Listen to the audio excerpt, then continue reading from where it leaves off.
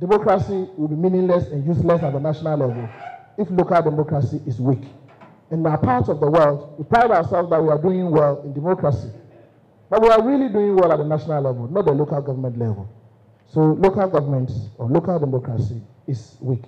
Most importantly, this year, the current decentralization system will take 30 years because the current system started in 1988. So we have a higher expectations on the government. Most importantly, Article 35, 6D of our Constitution requires of us to make democracy not in theory, but a reality by decentralizing the administrative and financial machinery of government to the regions and districts and afford all possible opportunities, not some opportunities, all possible opportunities to the people in particular areas to participate in their governance. This particular constitutional provision places a lot of obligations on government.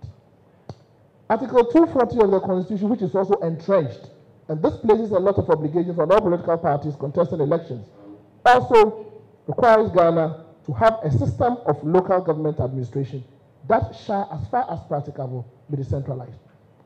Going into 2016 elections, although in our country we do not have specific national framework format or guidance to guide the various political parties in the development of their party manifestos. However, considering that local government decentralization is important and is part of the entrenched provisions in the Constitution, almost all the political parties, including the NPP, prioritized it. I must say that this morning's meeting or this morning's assessment is based on the party's manifesto. However, the party was given 4 years. The question I was asking myself is, a party has submitted a manifesto.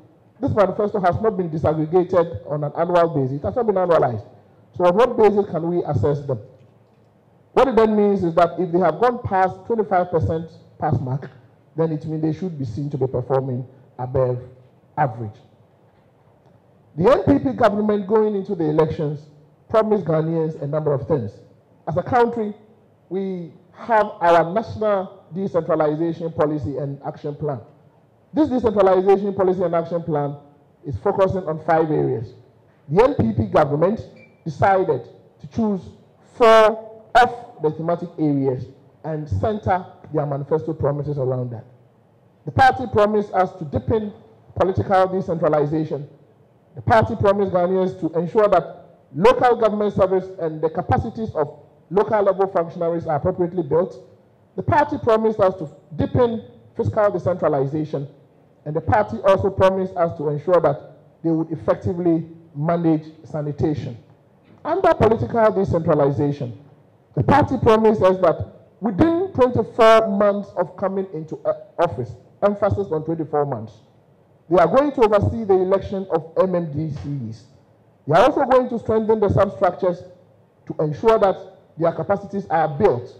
And these substructures are so important that they are the units that are closer to the people, and they are the ones that can bring governance closer to the people. And they include the unit committees. So if you don't strengthen them, then it means citizens' participation in local governance is weak. They also said they were going to improve allowances paid to assembly members. Under local government service and capacity building, they promised to ensure that they review the local government service regime and ensure that the regime is not stifled and that the top-heavy bureaucracy that affects local level development will be reduced. Under fiscal decentralization, the government promised of ensuring that they would reduce, if not discontinue completely, the practice of deductions at source from the district assembly's common fund through bulk procurements. Again, under fiscal decentralization, the government promised of passing a municipal finance act that would ensure that local governments can go to the capital markets to raise municipal bonds to finance economic viable projects so that we can see some level of development in our local government. Under sanitation management, the government promised that it is going to consolidate all existing national sanitation policies, plans, and programs into a comprehensive national sanitation program and action plan. And also, it was going to establish what we call a national sanitation fund to fund the business of sanitation. The government also promised other local government and decentralization issues in their 18-chapter constitution. One of them is the fact that they are going to ensure that there is district industrialization in this country through the One District, One Factory initiative. They also promised that they are going to establish a Zongo Development Fund that will support the development of Zongos.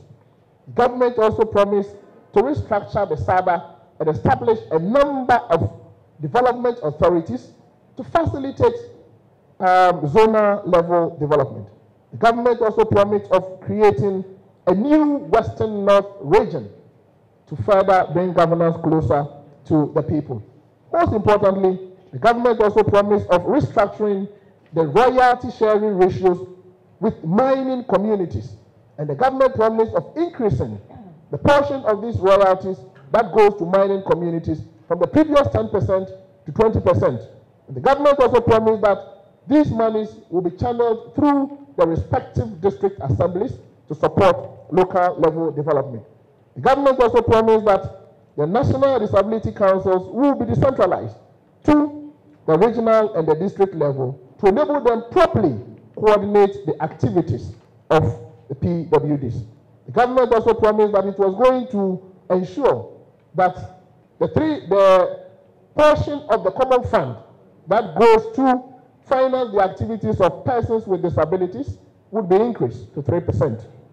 The government also promised that it will use appropriate information platforms to decentralize and automate pension payments and establish desks in each assembly for this purpose.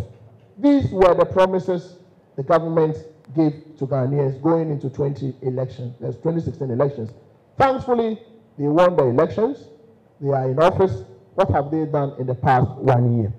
In the past 1 year, by way of assessing and by way of verifying and by way of gathering data to support this particular work, what I did was I tried to first review the two budget statements they've submitted, the 2017 Economic Policy and Budget Statement of Government, and then the 2018 Economic Policy Statement of Government, because the 2018 budget gives an indication of what they were able to do as they promised in the 2017 budget. I also reviewed the various annual reports of institutions that are responsible for implementing the local government and decentralization policies of government. And these institutions are the annual reports of the Ministry of Local Government and Rural Development, the annual report of the Interministerial Coordinating Committee on Decentralization, the annual report of the Office of the Administrator of Common Fund, the annual report of the Local Government Service Secretariat, the annual report of the Institute of Local Government Studies, and the annual report of the National Association of Local Authorities of Ghana. What was the feedback? By way of political decentralization, one of the promises was to oversee the direct elections of MMDCs. I noticed that this promise was overly ambitious because it was not going to be possible within 24 months to be able to elect MMDCs. Though I agree that that is the one bit that is left for us to consolidate our democracy and deepen local level democracy. And considering the constitutional requirements under Article 55 and the processes that you need to go through to have the constitutions, the laws, and the sensitization and the systems put in place, it will be practically impossible for any government to put this election of DCs in place within 24 months. However, our laws and our system does not also allow for renegotiation, and it is something that we should be thinking about as a nation, that the information or the data available to a government or a party before you come into government may be different from what you come face to face with when you are in office.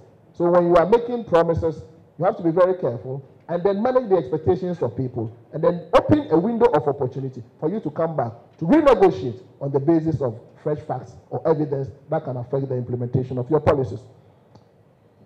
We realize that the Ministry of Local Government has set up a committee, and this committee has been tasked to undertake nationwide consultation as to the way to go by way of election of DCEs, because election of DCEs can be done on partisan or non-partisan basis. Up until today, we've not received any signal from government whether it was going to elect it on partisan, DCEs on partisan or non-partisan basis. We need to take that decision. If it is on partisan basis, then we have to go all out to amend Article 55, which requires a referendum. If it is non-partisan, then it is just about looking at the constitutional provision under Article 243 and the provisions in the Local Government Act, which requires no referendum. That is an easier route. But if we go electing them on partisan basis, then it is a longer route. Improving the allowances of assembly members. I looked at the Common Fund formula, and they have sent a first formula. The second formula is yet to be approved by Parliament, and I was told that work is ongoing in this particular direction, so they are yet to implement that. By way of ensuring that local government service regime is reviewed and ensuring that there is transparency in the system, they have yet to implement this. This year, the local government service placed an advert in the papers asking qualified applicants to apply. Let's see how it goes, who and who will be recruited, and how the process goes. By way of fiscal decentralization, the government said it was going to abolish deductions at source to ensure that a lot of money goes to the assemblies. However, in the first year of the government administration, the Common Fund was capped. And as for that, the government sends a Common Fund formula to Parliament, which is being implemented, and I did not see the reduction in the deductions at source. Consolidating of all existing national sanitation policies. Recently, a national sanitation or environmental plan was launched, and my understanding is that it is in fulfillment of this particular promise. The setting up of a national sanitation fund, I did not establish that. So that bit is not there. So the government has not delivered on that. The government said it was also recycle refuse through the use of incentive packages. The Ministry of Local Government, working with the Ministry of Sanitation, indicates to me that work is ongoing. They are now shortlisting private sector operators to support them in that regard. Decentralization of district industrialization and one district, one factory. I was told that a secretariat has been set up. They are profiling the local government, and at the appropriate time, they will invite private sector operators to take advantage of the various opportunities in the local government for the purpose of partnering with the local government to implement the one district, one factory initiative. So this one too is ongoing. For the development authorities, the development authorities bill has been passed into an act. The president has signed that one, so they have delivered on that. Zongo Development Fund, I'm told that the Zongo Development Fund Act has been signed, assented to by the president, so that one has been delivered. Creation of new Western North region. In the manifesto, the government promised it was going to create only a Western North region. But the CI 105 of 2017 that was passed, that was signed by His Excellency the President, mentioned the creation of about 5 regions.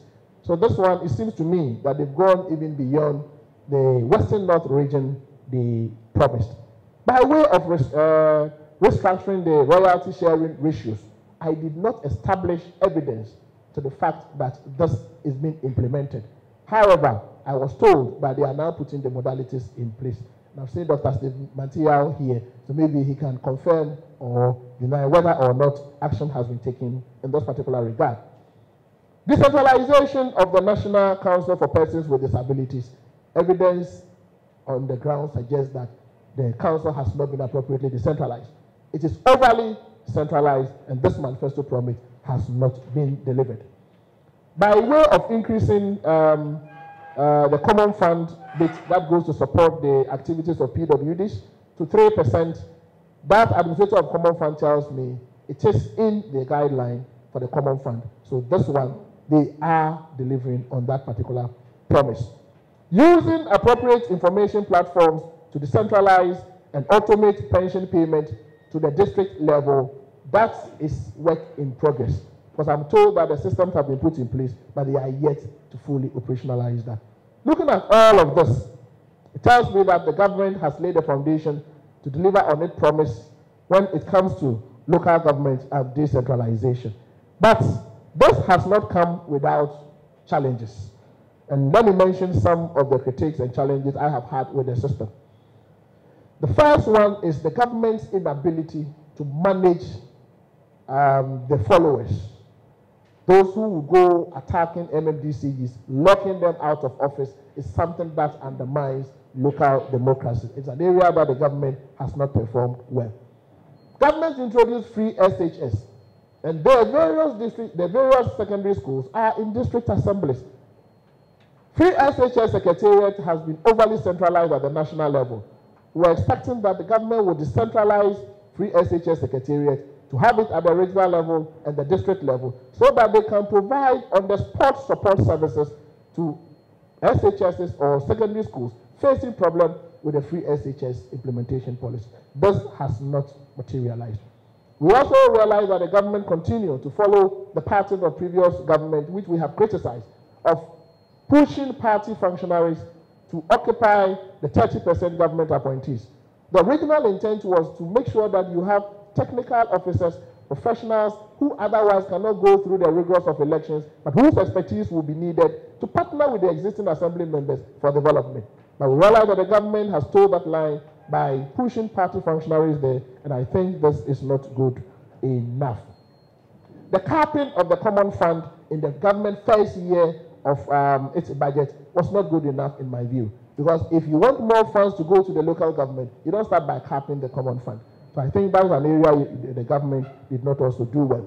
Government abolished Karaye levy, and this was a source of funds to the local government.